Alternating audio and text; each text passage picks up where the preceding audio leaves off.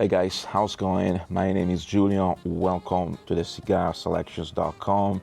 If you're watching this video on YouTube, you are watching my YouTube channel. And if you're watching this video on my Spotify podcast, make sure to follow me for more cigar, fine spirits, food, and also books and interviews coming up soon on this podcast. And we're going to do a pairing with the classic Romeo y Julieta Mille Fleurs, which is in this beautiful box.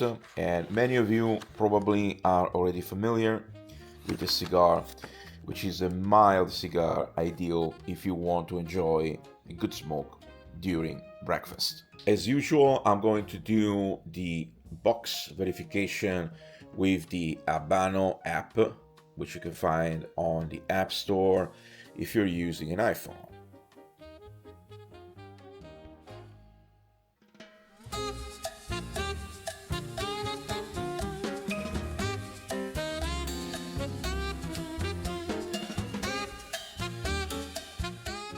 And for this pairing, I'm going for the Brewtown Coffee Roasters, the Kenyan washed.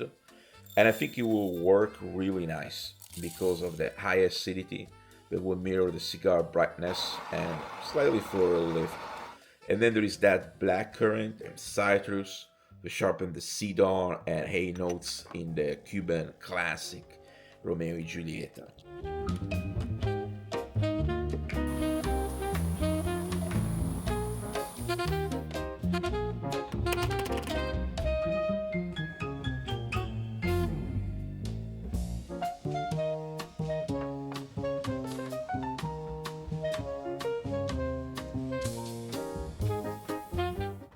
In this episode, we're going to talk about a true classic, the Romeo y Julieta Mille Fleurs, which was kindly given to me by GQ Tobacco UK. You can find more about GQ Tobacco in the link in the video description below.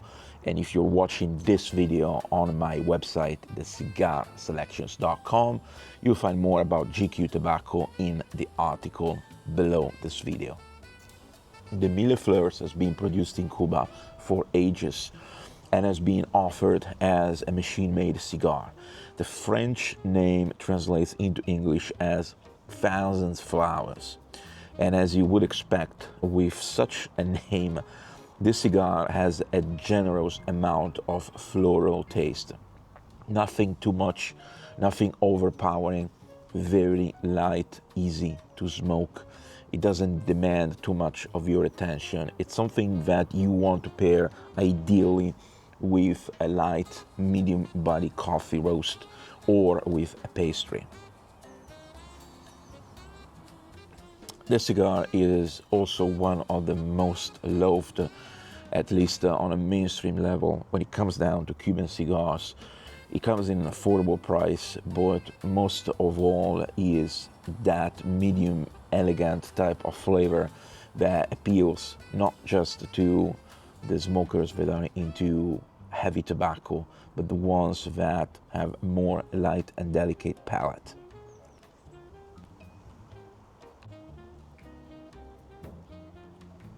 And I'm pairing this cigar with a Kenyan coffee. It's beans that I got from Browntown Coffee Roasters in Dublin, Ireland.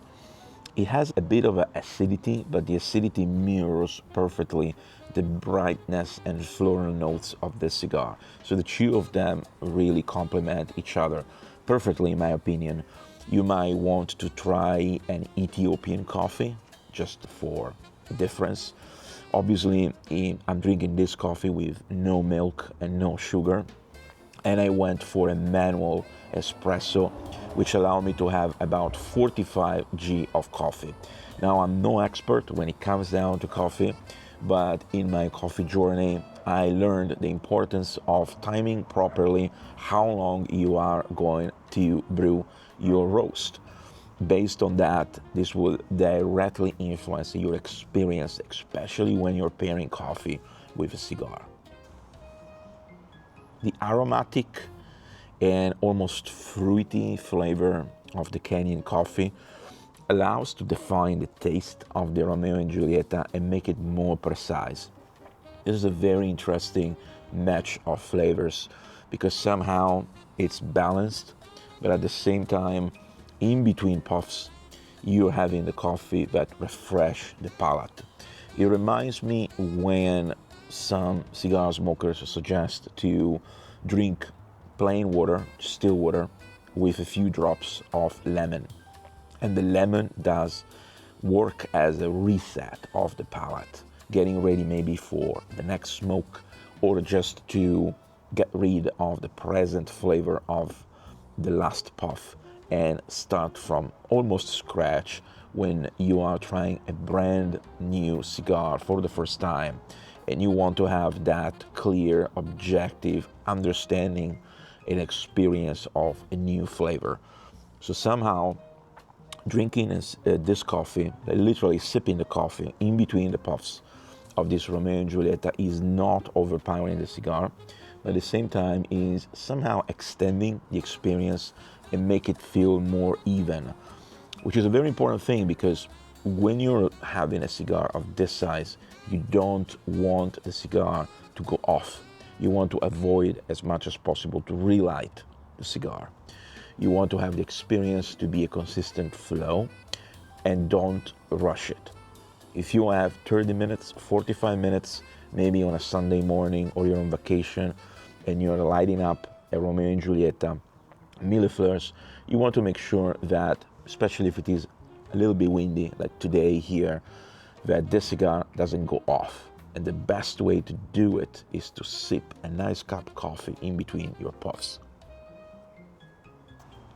Thank you for watching this video. Again, thank you to GQ Tobacco for giving me the opportunity to have one of my favorite short smokes, the Romeo y Julieta Mille Fleurs.